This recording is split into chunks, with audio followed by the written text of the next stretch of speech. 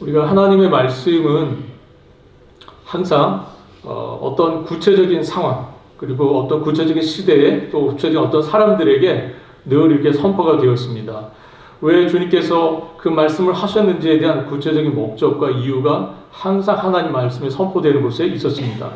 그래서 우리가 하나님 말씀을 우리가 이해하려고 할 때에 중요한 것은 그 말씀이 선포됐던 상황이 어떤 상황인지, 그리고 어떠한 맥락 속에서 이 말씀이 선포된 것인지를 살피는 것이 굉장히 중요합니다. 우리가 만약에 그것을 놓치게 되면 말씀을 오해할 수 있고요, 또 잘못하면 말씀을 곡해할 수 있습니다.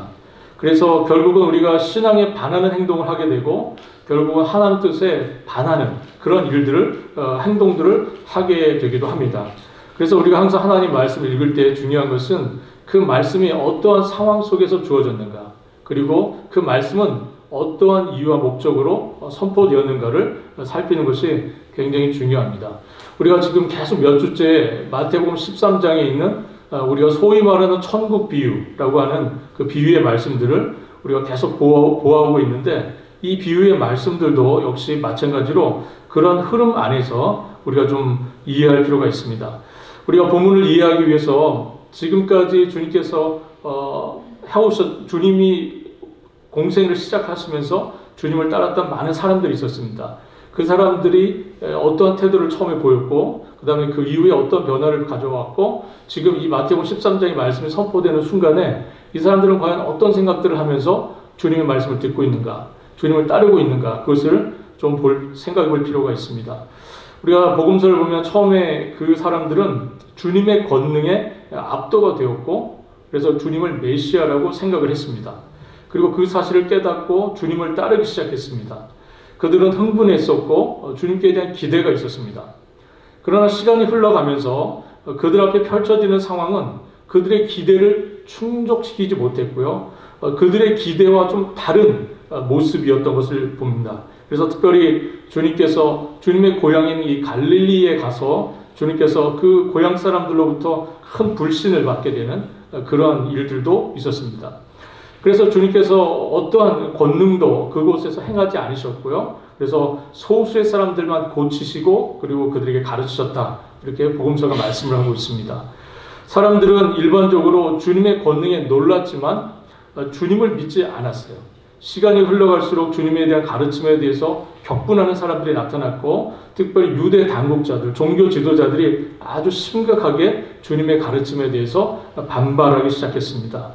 결국은 주님의 필께서 하시는 표적을 보고 많은 사람들이 따랐지만, 그에 반해서 또 많은 사람들이 주님의 가르침 때문에 걸려서 이탈하는 사람들도 많이 나왔다 하는 겁니다. 제자들이나 멀리서 주님을 바라보는 기대가 든 사람들의 기대가 매우 흔들리고 그들의 기대와 같지 않았다는 것을, 그것을 보게 됩니다. 주님을 결국 외면하고 주님이 불신의 대상이 되는 그런 상황들이 계속 벌어지고 있었습니다. 이것이 바로 우리가 마태복음 13장에 주님께서 이 비유의 말씀을 하시는 그런 상황입니다. 처음에 주님을 따랐던 사람들이 점점 주님의 가르침이 그들의 걸림돌이 되고, 그들이 그것이 찔림이 되고, 또 어떤 사람들은 주님이 그 가르침으로부터 멀어지고 또 떠나가는 그런 사람들이 많이 나오는 그런 상황 속에서 주님께서 이 마태복음 13장의 말씀을 하셨다는 것을 좀 기억할 필요가 있습니다. 오늘날 우리가 교회의 모습을 좀 생각해 볼 때, 오늘날 교회의 모습은 어떻습니까?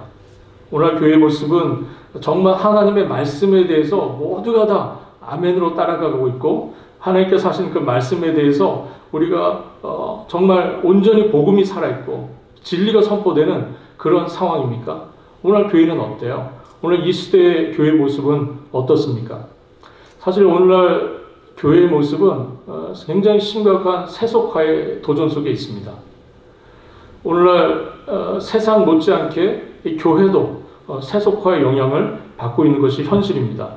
그러므로 말미암아 어떤 성경적인 가치관, 이런 것들을 하나씩 잃어가고 있는 것이 사실 오늘날의 교회의 모습입니다.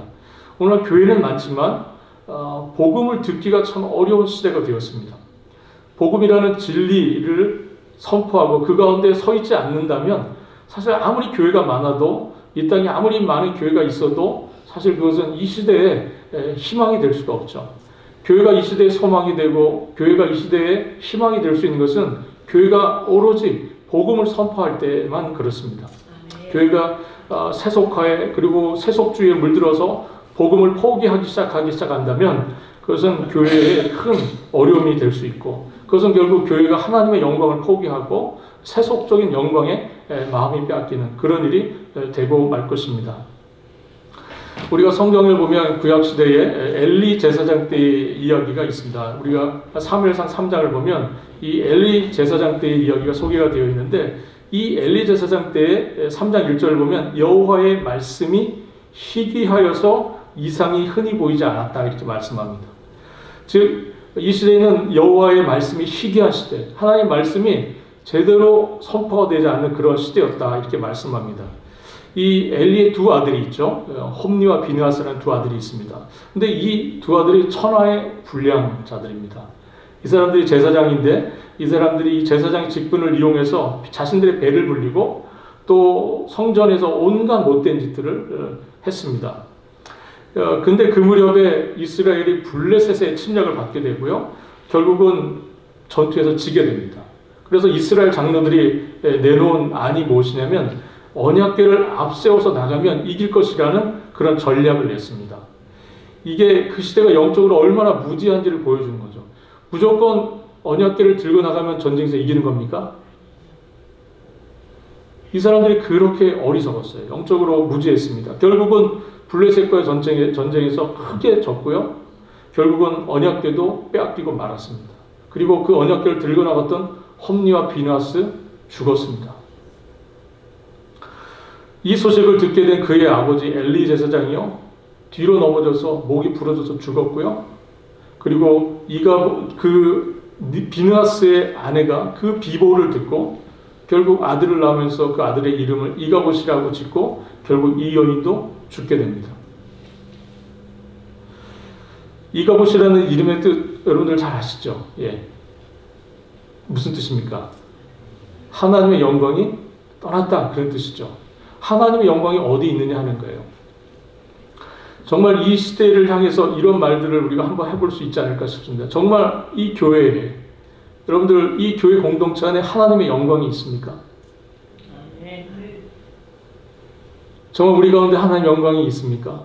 주의 진리 말씀이 제대로 선포가 되고 있고 우리는 그 진리 말씀을 사랑하고 있습니까? 주님의 영광이 임하기를 간절히 소망하고 있습니까? 네. 정말 우리가 이 비느하스의 아내가 이 아이를 낳으면서 이가봇이라는 이름을 줬어요. 여호와 영광이 떠났다는 것이죠. 그런데 정말 하나님의 영광이 이스라엘을 떠났습니까?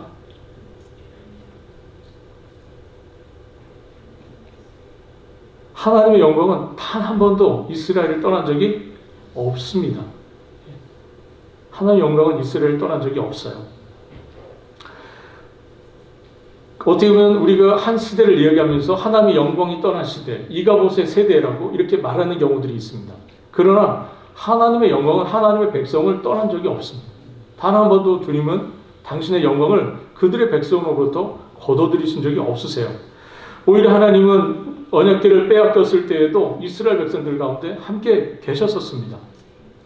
계실 뿐만 아니라 당신의 구원의 역사를 그 가운데 이루어가고 계셨어요. 그것이 하나님은 절대로 당신의 백성을 떠나신 적이 없습니다.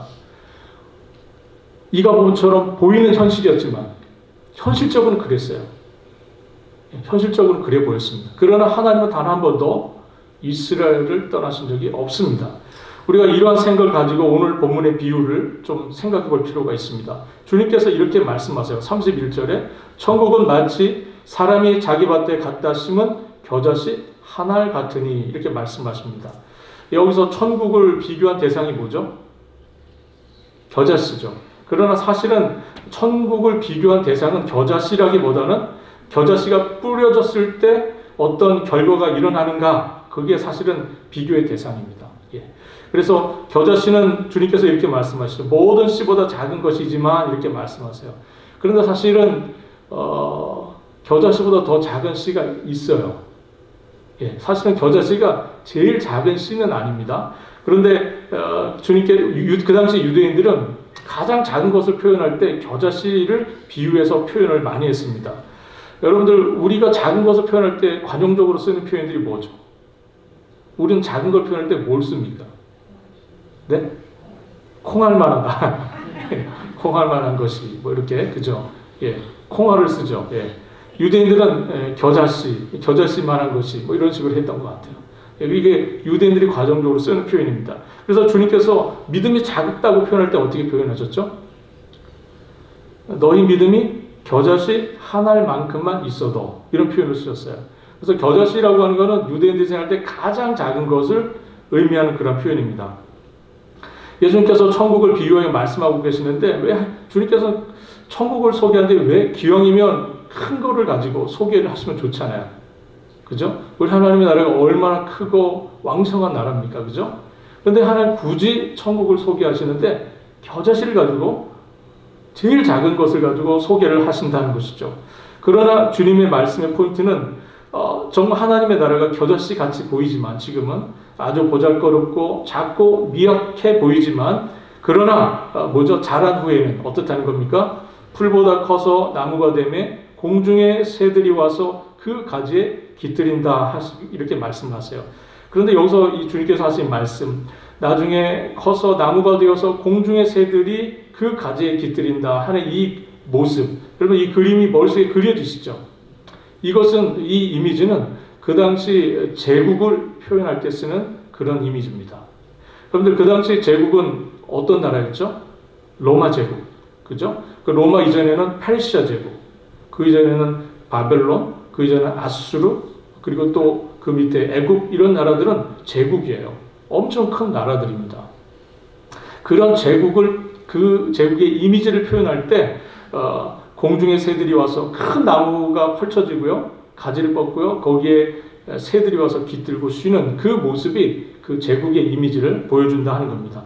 우리 에스겔서 한번 같이 17장 22절 23절 우리 같이 한번 읽도록 하겠습니다. 주 여호와께서 이같이 말씀하시되 내가 백향목 꼭대기에서 높은 가지를 꺾어다가 심으리라. 내가 그 높은 새 가지 끝에서 연한 가지를 꺾어 높고 우뚝 솟은 산에 심되 이스라엘 높은 산에 심으리니 그 가지가 무성하고 열매를 맺어서 아름다운 백향목이 될 것이요 각종 새가 그 아래에 깃들이며 그 가지 그늘에 살리라. 네. 이 말씀은 이스라엘 백성들이, 특별히 남쪽 유다가 바벨론에 의해서 침략을 받아서 3번에 걸쳐서 포로로 잡혀가는 일이 있습니다. 남쪽 유다가 바벨론에 침략을 받아서 3차에 걸친 포로로 잡혀가는 일들이 이루어져요. 그런데 이때 이스라엘 백성들 중에서 이 남쪽 유다의 백성들이 포로로 잡혀갔을 때, 그러나 아직은 남쪽 유다가 멸망할 때는 아닙니다. 아직 남쪽 유다가 멸망하지는 않았어요. 그러나 사로잡혀 간 그 사람들이 있었어요. 남쪽 유다 백성들이 바벨론에 많이 잡혀갔습니다. 그때 그 백성들에게 에스겔 선지자가 했던 메시지입니다. 바벨론의 포로로 잡혀온 그 사람들은 마치 불에 타다 남은 포도나무 같이 정말 아무짝에도 쓸모없어 보이는 존재처럼 그들 스스로 그렇게 보였어요. 나라가 침략을 받아서 자신들이 포로로 잡혀온 상황입니다. 그러니 자신들을 스스로 볼 때 얼마나 초라하고 얼마나 보잘것없어 보였겠습니까? 그러한 그들에게 선지자가 전하는 메시지입니다. 뭐라고 말합니까? 하나님께서 백향목 꼭대기에서 높은 가지를 꺾어다가 이스라엘 산 높은 곳에 심을 것인데 그 가지가 무성하고 열매를 맺어서 아름다운 백향목이 되어서 나중에 각종 새가 그 아래에 깃들이게 될 것이다 하는 아주 놀라운 희망의 메시지를 전하고 있는 겁니다. 좌절과 절망 가운데 싸우고 있는 유다 백성들에게 하나님께서 당신의 전능하신 능력으로 이 나라를 큰 나라, 제국과 같이 큰 나라 되게 회복해 주실 것이다 하는 그러한 희망의 메시지를 이사야서 에스겔 선지자가 전하고 있는 겁니다. 그 뒤에 보면 우리가 또 다니엘서 4장을 보면 역시 비슷한 말씀이 나옵니다. 다니엘서 4장 10절부터 12절까지 말씀 한번 같이 읽어보도록 하겠습니다. 내가 침상에서 나의 머릿속으로 받은 환상이 이러하니라. 내가 본즉 땅의 중앙에 한 나무가 있는 것을 보았는데 높이가 높더니 그 나무가 자라서 견고하였고 지고 그 높이는 하늘에 닿았으니 그 모양이 땅 끝에서도 보이겠고 그 잎사귀는 아름답고 그 열매는 많아서 만민이 먹기가 될 만하고 들짐승이 그 그늘에 있으며 공중에 나는 새는 그 가지에 깃들이고 육체를 가진 모든 것이 거기에서 먹을 것을 얻더라. 아멘. 이거는 느부갓네살이 꿈을 꿀 때에 그가 봤던 거예요. 그것은 제국을 상징하는 겁니다. 큰 나무, 가지가 많은 나무, 거기에 새들이, 각종 짐승들이 깃들여서 거기서 쉬고 안식을 얻는 이 모습을 계속해서 하나님께서 말씀해 주고 있는 거죠. 이 에스겔서와 다니엘서에 있는 이 이미지를 주님께서 가지고 오셔서 지금 겨자씨, 이 비유를 말씀하시면서 사용하고 있는 겁니다. 주님께서 겨자씨가 나중에 커서 나무가 된다는 것이죠. 여기에 좀 큰 나무가 된다는 것은 사실은 좀 과장입니다. 이 겨자씨는요, 아무리 커도 한 3, 4m까지밖에 못 크는 나무예요. 이것은 나무라고 하기에는 좀 그런 관목, 그 정도 되는 겁니다. 그러나 여기서 중요한 포인트는 뭐냐면 공중의 새들이 와서 그 가지에 깃들인다는 겁니다. 이것은 이제 앞으로 장차 하나님의 나라에 수많은 이방 나라, 이 여러 민족과 족속에서 사람들이 와서 그곳에 하나님의 백성으로 편입될 것을 보여주는 그러한 암시가 되는 표현입니다. 하나님의 나라가 전 세계적인 규모가 될 것을 말씀하는 거죠. 그래서 이 겨자씨 비유는 그 씨가 너무 작아서 사실은 기대할 것이 없어 보여요. 하지만 결국에는 이것이 큰 나무가 되어서 새들이 깃들이게 되듯이 하나님의 나라는 작고 초라해서 보이지가 않아요. 여러분들 아마 지금 겨자씨를 제가 손에 이렇게 올려드리면 안 보이실 거예요, 잘. 하나님 나라가 그렇다는 겁니다. 지금. 그러나 결국 하나님 나라는 어떤 나라가 됩니까? 큰 나무가 되어서 가지를 뻗치고 각종 새들과 짐승들이 그곳에서 쉬게 되는 그러한 나라가 될 것이다. 이렇게 말씀하고 있는 겁니다. 두 번째 비유가 누룩의 비유죠. 누룩의 비유가 33절에 나와 있는데요. 천국은 마치 여자가 가루 서말 속에 갖다 넣어 전부 부풀리게 한 누룩과 같으니라 이렇게 말씀하십니다. 그래서 가루 서말은 약 한 40리터 정도 되는 양입니다. 40리터. 40리터의 밀가루가 얼마큼이죠? 네. 평소에 우리가 40리터의 밀가루를 가지고 요리를 합니까? 이걸 한 100명 정도 먹일 때 쓰는 밀가루 양이라고 그럽니다. 그죠?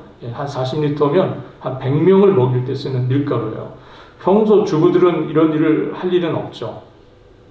그러나 우리가 성경에서 누룩이라고 하는 것이 이 안에 들어가게 되는데 40리터의 이 밀가루에 누룩이 들어가면 이것이 100명을 먹일 수 있는 것으로 부풀려지는 겁니다. 그런데 우리가 성경에서 항상 누룩이라고 하는 것은 어떤 죄의 파급력, 누룩이라는 것이 항상 부정적인 이미지로 성경에 그려져 있어요. 주님께서 이 누룩을 어떻게 말씀하실 때 사용하셨죠? 바리새인과 서기관의 누룩, 그들의 그 악한 영향력을 조심하라 이렇게 하실 때 누룩을 쓰셨습니다. 그러나 여기에서는 그런 부정적인 의미라기보다는 좀 더 긍정적인 측면에서 이 누룩이 가지고 있는 파급력, 영향력 거기에 초점을 두고 주님께서 비유를 말씀하신 겁니다. 여기 누룩의 비유도 이 앞에 겨자씨의 비유와 마찬가지로 현실적으로는 보잘것없고 눈에 띄는 것이 없어요. 사실 밀가루 속에 숨겨진 누룩은 보이지 않습니다. 보이지 않죠. 그러나 결과적으로 이것이 다 부풀려져서 많은 사람들을 먹이는 것이 된다 하는 것이죠. 이 두 가지 비유를 통해서 주님께서 말씀하려고 하신 것은 아주 분명합니다. 보라, 지금은 아무것도 아닌 것처럼 보이지만, 지금 눈에 보이지 않을 정도로 아무것도 아닌 것처럼 보이지만, 그러나 하나님의 나라는 궁극적으로 왕성한 나라가 될 것이다 하는 주님의 말씀이십니다. 여러분, 이 말씀을 지금 제자들이 듣고 있다는 것을 기억하십시오. 지금 제자들은 어떤 마음의 상태입니까? 요한복음 6장 66절을 보면 그때부터 그의 제자들 중에서 많은 사람이 떠나가고 다시 그와 함께 다니지 아니하였다 그랬어요. 지금 주님을 처음에 따랐던 많은 제자들 중에서 많은 제자들이 주님을 떠나가고 있는 상황입니다. 실망하고 좌절하고 주님께서 보라 회개하라 천국이 가까웠느니라 말씀하시고 그 메시지에 따라서 많은 사람들이 주님을 따르기 시작했어요. 하나님 나라의 그 복음을 듣기 위해서 왔는데 결국 이 사람들이 그 하나님 나라의 복음을 들으면서 많은 사람들은 떠나가기 시작했어요. 왜 떠나갔을까요? 자신들의 기도와 달랐던 겁니다. 자신들의 기도와 달랐죠. 우리 주님께서 사실은 하나님의 나라는 이 비유의 강조점은 크기가 아닙니다. 주님께서 크기를 강조하시려고 하셨다면 처음부터 겨자씨를 사용하시면 안 돼요. 겨자나무 사용하시면 안 됩니다. 뭐 참나무나 상수리나무나 뭐 백향 이런 거 비유를 사용하셔야 되죠. 그러나 주님께서 이 비유를 겨자씨 나무를 사용하신 이유는 하찮아요. 시작이 아주 하찮습니다. 보이지가 않아요. 그러나 결과는 위대하다는 거예요. 이것이 이 비유의 아주 중요한 강조점입니다. 겨자씨나 밀가루 속에 감춰진 누룩은 보이지 않는 미미한 것들입니다.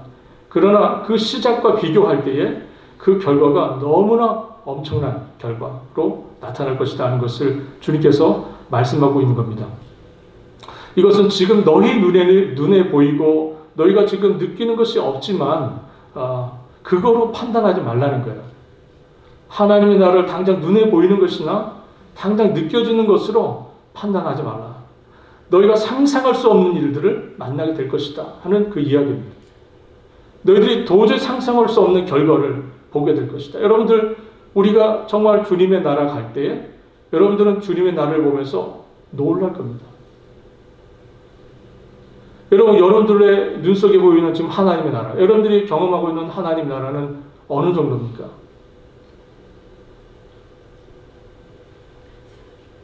어느 정도 하나님 나라를 느끼고 계십니까? 여러분들이 상상해 볼 수 있는 하나님 나라는 어느 정도 사이즈예요? 여러분들의 기대가 완전히 무너질 겁니다. 여러분들은 상상하지 못한 일을 경험하게 될 거예요. 정말 놀라운 일을 여러분들은 만나게 될 겁니다. 그 하나님 나라를 주님께서 지금 말씀하고 계신 겁니다. 이 하나님께서 이 하나님의 나라를 이루어 가시기 위해서 지금도 쉬지 않으시고 그 일을 하나님의 방법으로 이루어가고 계시고 지금 하나님께서 이 나라를 위해서 일하고 계신다는 것입니다. 당신의 신실하심과 당신의 전능하심으로 사람들의 예상을 뛰어넘는 그 일을 주님께서 결국 이루어내실 것이다 하는 겁니다. 우리가 여기에 아주 중요한 교훈이 있습니다. 이 겨자씨와 누룩의 비유에서 중요한 것은 하나님께서 일하고 계신다는 거예요. 하나님은 언제나 일하고 계시죠. 우리가 눈으로 확인할 수 있는 증거를 가지고 우리가 그거를 보면 증거적으로 미비해 보일 수 있습니다. 그러나 우리 하나님은 언제나 일하고 계시죠. 불가능해 보이는 상황에서도 우리 하나님은 일하고 계십니다. 우리가 예상할 수 없는 방식으로 하나님은 일하고 계세요. 여러분들이 상상하고 기대했던 방법으로 하나님 일하시지 않으실 수 있습니다. 그렇다고 해서 하나님이 안 계신 것이 아니고 하나님이 역사하지 않는 것이 아닙니다. 여러분 결국 눈에 보이는 것들이 모든 것을 말해주는 것이 아닙니다. 사람들은 눈에 보이는 것을 가지고 증거를 삼으려고 하고 눈에 보이는 것을 가지고 무엇인가를 설명하고 싶어요. 그리고 그것으로 이해되기를 원합니다. 그러나 하나님의 나라는 그렇게 설명되지 않습니다. 그렇게 설명할 수도 없습니다. 우리가 믿음으로 세상을 살아가야 하는 이유가 바로 거기에 있습니다. 우리가 하나님을 믿음으로 하나님의 역사를 바라봐야 하는 이유가 바로 거기 있는 것이죠. 우리가 현실을 바라보면 하나님의 역사는 눈에 보이지 않을 수 있습니다. 우리가 상황을 지금 들여다보면 과연 하나님이 계신가를 의심하게 돼요. 이가봇이라고 생각할 수 있습니다. 하나님의 영광이 떠났다고 생각할 수 있어요. 그러나 하나님은 단 한순간도 당신의 백성들로부터 떠나신 적이 없으십니다. 지금도 하나님은 우리 가운데 역사하시고 일하고 계세요. 하나님의 나라의 비밀을 깨닫는 자들은 낙심하지 않습니다. 소망을 갖게 되죠. 신자는 믿음으로 행하고 보이는 것으로 행하지 않습니다. 우리가 고린도후서 5장 7절 말씀에 사도 바울이 고린도 교회에 보낸 편지에 이는 우리가 믿음으로 행하고 보는 것으로 행하지 아니함이니라 이렇게 말씀합니다. 여러분 신자들은 보이는 것으로 행하지 않습니다. 우리는 보이는 것을 쫓아가는 사람들이 아니죠. 우리는 무엇을 쫓아가는 사람들입니까? 믿음을 쫓아가는 사람들입니다. 신자들은 절대로 보이는 것을 따라가지 않습니다. 믿음을 따라가죠. 믿음으로 행하는 것은 보이는 것으로 행하지 않는 것이죠. 이 말씀을 따라서 우리가 하나님의 전능하심을 바라보고 하나님의 신실하심을 이 믿음으로 의지하게 되는 겁니다. 하나님께서 아브라함에게 독자 이삭을 번제로 바치라고 명령하시죠. 이게 어디에 나옵니까? 이야기가 어디 나오죠? 네, 창세기 몇 장이 나오죠? 창세기 몇 장이 나오나요? 집에 가서 한번 찾아보시기 바랍니다. 네. 아브라함은 정말 인간적으로는 굉장히 불가능한 상황에서 아들을 얻습니다. 인간적인 소망이 완전 끊어진 상태였어요. 그때 아들을 얻습니다. 그것을 통해서 이 아들을 얻는 과정에서 아브라함이 깨달은 것이 있습니다. 그것은 무엇이냐면 하나님은 전능하신 분이라는 거였습니다. 전능하신 하나님. 그것을 아브라함이 배웠습니다. 하나님에게는 불가능이 없다는 것을 그 아들을 얻는 사건을 통해서 아브라함이 깨닫게 됩니다. 없는 것을 있게 부르신 하나님, 없는 것을 있는 것처럼 불러내신 하나님을 아브라함이 경험하게 됩니다. 아들을 바치게 되면 하나님과의 약속이 무너진다는 것을 알고 있어요. 그 언약이 깨진다는 걸 알고 있습니다. 그러나 그럼에도 불구하고 아브라함이 순종하여서 이삭을 번제물로 바치는 자리까지 갑니다.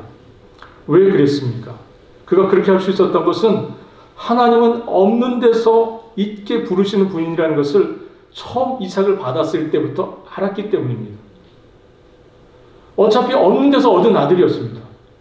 그렇다면 이 아들을 주신 이도 주님이시고 취하신 이도 주님이 맞는 거죠. 하나님은 그런 분이시라는 것을 이 어린 이삭을 얻었을 때를 알았습니다. 그래서 그는 주신 이도 여호와이시기 때문에 취하신 이도 여호와이심을 그가 잘 알고 있었습니다. 여러분, 주신 이가 취하실 수도 있는 거 아닙니까? 주신 이가 취하신다고 할 때 억울하다고 할 수 있습니까? 주신 분께서 당연히 취하실 권리가 있으신 거 아닙니까? 그죠? 예. 또 그런데 취하신 분이 다시 주실 수도 있는 거 아닙니까? 아브라함은 그걸 믿었습니다. 아브라함은 그걸 믿었어요.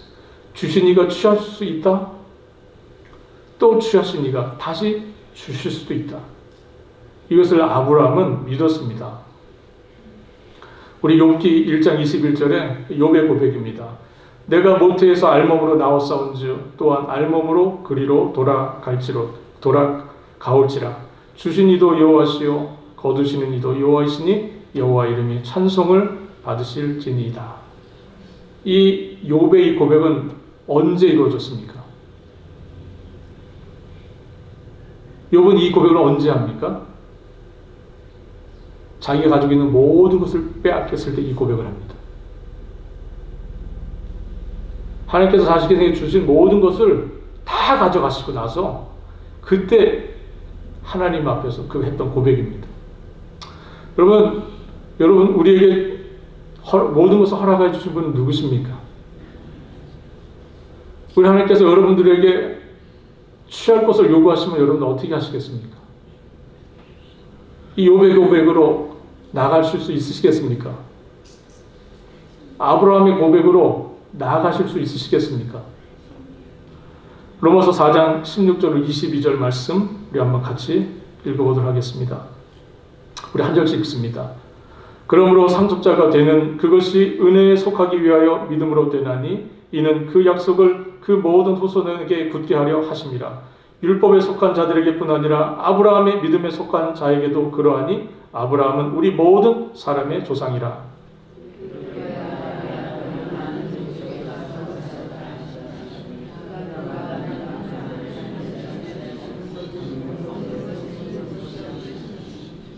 17절을 다시 읽겠습니다. 시작.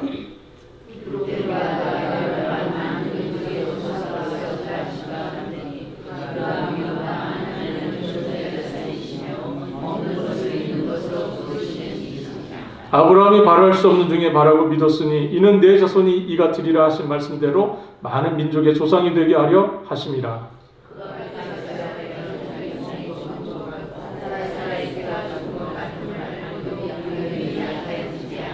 믿음이 없어 하나님의 약속을 의심하지 않고 믿음으로 견고하여 져서 하나님께 영광을 돌리며 약속하신 그것을 또한 능히 이루실 줄을 확신하였으니 그러므로 그것이 그에게 의로 여겨졌느니라. 아멘. 하나님은 우리로 하여금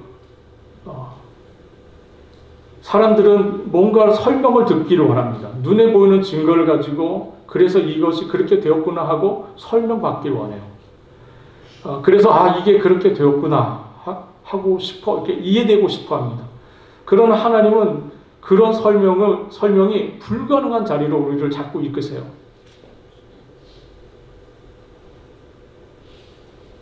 설명할 수가 없는 곳으로 우리를 자꾸 이끄세요. 그냥 하나님이 하셨구나라고 고백할 수밖에 없는 자리로, 그런 상황으로 우리를 자꾸 이끄십니다. 우리는 이게 이렇게 돼서 이렇게 돼서 이렇게 됐다고 설명하고 싶은데 하나님은 설명이 불가능한 상황으로 우리를 자꾸 이끄세요. 아브라함이 이 이삭을 얻는 일 설명이 됩니까? 설명되지 않습니다. 요한복음 9장에 보면 나면서부터 맹인이 되었던 사람의 이야기가 나옵니다. 주님께서 이 사람의 눈을 뜨게 해주세요. 바리새인들이 찾아가서 너가 어떻게 눈을 뜨게 됐냐고 묻습니다. 설명해 보라는 것이죠. 그랬더니 이 사람이 뭐라 그럽니까? 내가 아는 것은 딱 한 가지다. 나는 맹인이었고 그러나 지금 내가 보고 있는 것이다. 그가 그렇게 했다. 그게 그 사람의 설명 전부였습니다. 요한복음 9장 24절 25절입니다. 같이 한번 한 목소리 읽겠습니다. 이에 그들이 맹인이었던 사람들을 두 번째 불러 이르되 너는 하나님께 영광을 돌리라. 우리는 이 사람이 죄인인 줄 아노라. 대답하되 그가 죄인인지 내가 알지 못하나 한 가지 아는 것은 내가 맹인으로 있다가 지금 보는 그것이니이다. 내가 말할 수 있는 것은 내가 맹인이었고 지금 나는 보게 되었다는 거예요. 그거 외에는 내가 설명할 수 있는 게 없다.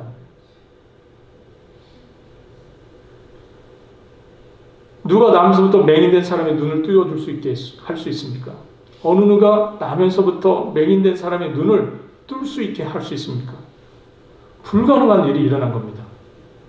거기에는 인간이 설명할 수 있는 그 어떠한 근거도 원인도 없습니다. 하나님께서 하셨습니다. 이거 외에는 할 말이 없는 거예요. 하나님께서 불가능한 상황에서 예상치 못한 방식으로 당신의 일을 하신 겁니다. 그래서 우리는 우리 눈에 어떠한 증거가 보이지 않아도 우리의 찬송가의 가사가 있죠. 그죠? 이 눈에 아무 증거 없어도, 그죠? 아니 배워도 우리가 오히려 거꾸로 가는 것 같이 보여도 우리가 하나님께서 여전히 그 가운데 역사하시고 일하고 계신다 하는 것을 우리가 믿어야 합니다. 여러분, 겨자씨 하나의 그 씨앗이 어떻게 그 큰 나무를 이루고 가로 서말 속 그 밀가루 속에 넣어줬던 누룩, 눈에 보이지 않는 그 누룩이 어떻게 그 전체가 부풀리게 되는 이 역사들을 우리가 어떻게 설명할 수 있겠습니까? 이스라엘 백성들이 430년 만에 출애굽을 합니다. 여러분, 처음 이스라엘 백성들이 애굽에 내려갔을 때는 좋았어요. 그때는 그들의 가족이 애굽의 총리였기 때문에 굉장히 좋았습니다. 처음에 애굽 내려갈 때는. 그런데 애굽에서 요셉을 알지 못하는 바로가 등장하면서 그 이후로 이 백성들은 다 노예가 됩니다. 430년. 적어도 400년 이상, 400년 정도의 노예로 사는 이 기간들이 있었습니다. 여러분, 어느 민족, 역사상 어느 민족이 400년 동안 노예 생활을 하다가 새로운 민족으로 나갑니까? 역사상 그런 민족이 있습니까? 400년을 노예 생활을 하다가 한 민족을 이루어 나가는 이런 나라가 있습니까? 400년 노예 생활입니다. 한두 해가 아니에요. 여러분, 우리 어린 자녀들 미국에서 오셔서 키워보시면서 여러분 이해하실 겁니다. 여러분, 한 세대만 지나가도 한국의 정체성 지키기 어렵습니다. 두 세대 가는 거 기대하기 어렵습니다. 400년이면 몇 세대입니까 도대체?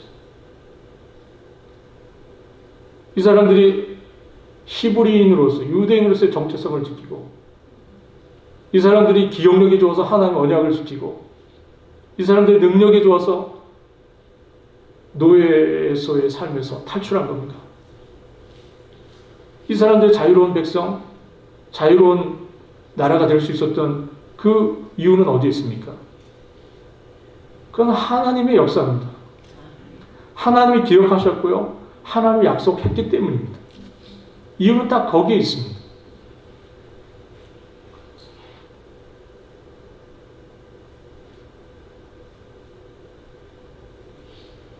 여러분, 우리는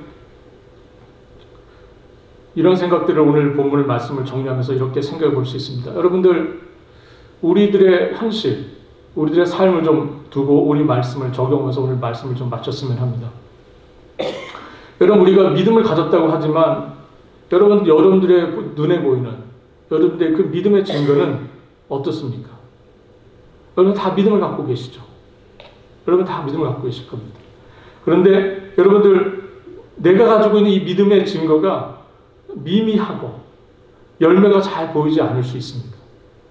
여러분들은 믿음의 증거로서 여러분들의 믿음의 열매들을 풍성하게 맺고 계십니까? 여러분들의 믿음은 어떠세요? 저는 정말 제 자신의 믿음을 보면 정말 초라하기 짝이 없습니다. 저는 제 자신의 내면을 들여다보고 제 영적인 상태를 제가 들여다볼 때 정말 겨자씨 하나일 만한 믿음이 있다고 말하기조차도 부끄러울 때가 있습니다. 여러분 자신들의 믿음을 어떻게 평가하세요? 여러분, 우리가 많은 부분에 있어서 우리의 믿음이 정말 겨자씨 하나 같고 누룩과 같다는 생각이 듭니다. 그런데 여러분, 하나님께서 이것으로 무엇을 하십니까? 우리의 능력과 우리의 노력으로 큰 나무가 되고 밀가루 서말을 다 부풀립니까? 그렇지 않죠. 하나님께서 그 가운데 오늘 본문 속에서는 설명되어 있지 않지만 하나님의 역사하심, 하나님의 일하심이 일을 만들어냅니다. 우리 빌립보서 1장 6절 말씀 한번 같이 읽어보도록 하겠습니다.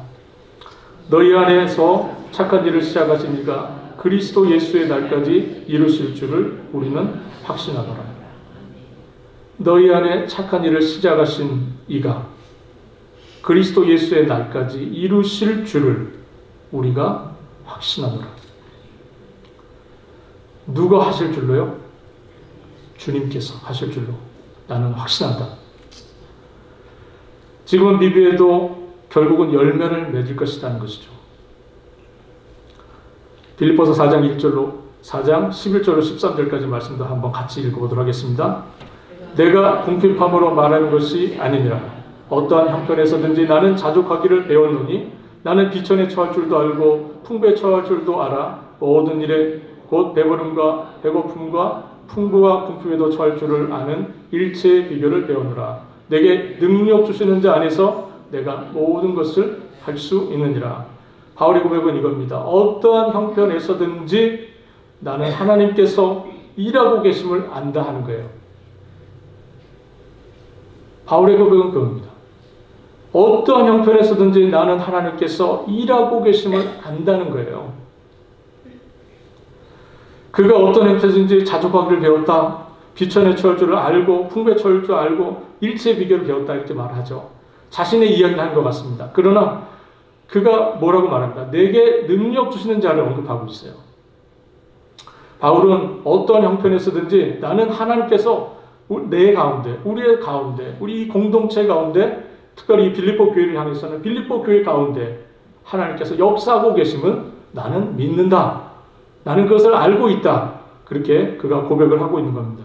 이게 얼마나 담대하고 영광스러운 고백입니까? 여러분들, 우리 모두는 정말 겨자씨 같고요.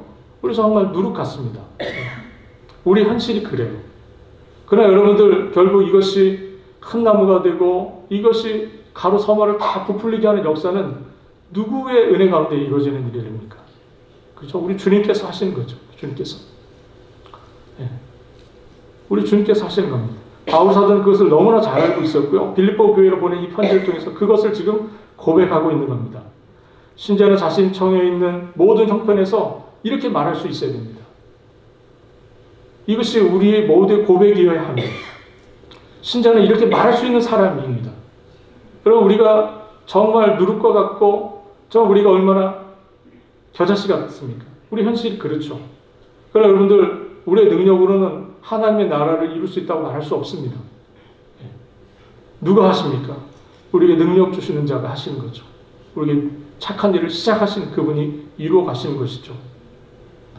여러분들, 우리 주님께서 여러분들 가운데 역사하고 계심을 여러분 가운데 확신할 수 있기를 바랍니다. 여러분들, 바랄 수 없는 중에 바라보는 것, 없는 것을 있는 것 같이 부르시는 그 하나님, 그 하나님에 대한 믿음을 갖는 것이 신자의 부름입니다. 그것이 우리가 가져야 될 마음의 소원이 될 수 있기를 바랍니다. 우리 주님께서 바랄 수 없는 중에 바라는 그 믿음의 자리까지 저희들을 빚어가시고 저희들을 이끌어가시고 만들어가 주시기를 우리 주님의 이름으로 바라겠습니다. 기도하겠습니다. 주님, 우리가 이 세상을 살아가면서 정말 눈에 보이는 증거들을 쫓아가지 않게 하여 주시고 눈에 보이는 것 때문에 낙심하고 눈에 보여지는 것 때문에 실망하는 저희들 되지 않도록 주께서 도와주시기를 주여 원합니다. 겨자씨만한 것 때문에 낙심하지 않게 하여 주시고 누룩 같아 보이는 것 때문에 실망하지 않도록 주께서 저희들을 도와주시고 그 가운데 하나님의 역사가 시작되었고 그 가운데 우리 하나님께 일하고 계심을 믿게 하여 주시고 우리 하나님의 신실하심과 우리 하나님의 능하심을 저희가 의심하지 아니하고 그 주님을 믿음의 눈으로 바라보는 저희들 될 수 있도록 주여 인도하여 주옵소서. 이 소망을 가지고 나가는 저희들 되게 하여 주시고 결국 그 믿음을 통해서 우리 하나님께서 이 가운데 하나님의 나라를 왕성하게 이루어가 주시고 그 은혜의 역사들을 힘있게 우리 가운데 증거해 주시고 나타내 주시기를 주여 간절히 원합니다. 감사 영광을 주님께 홀로 드리오며 우리 주님 되시는 예수 그리스도의 이름으로 기도합니다. 아멘.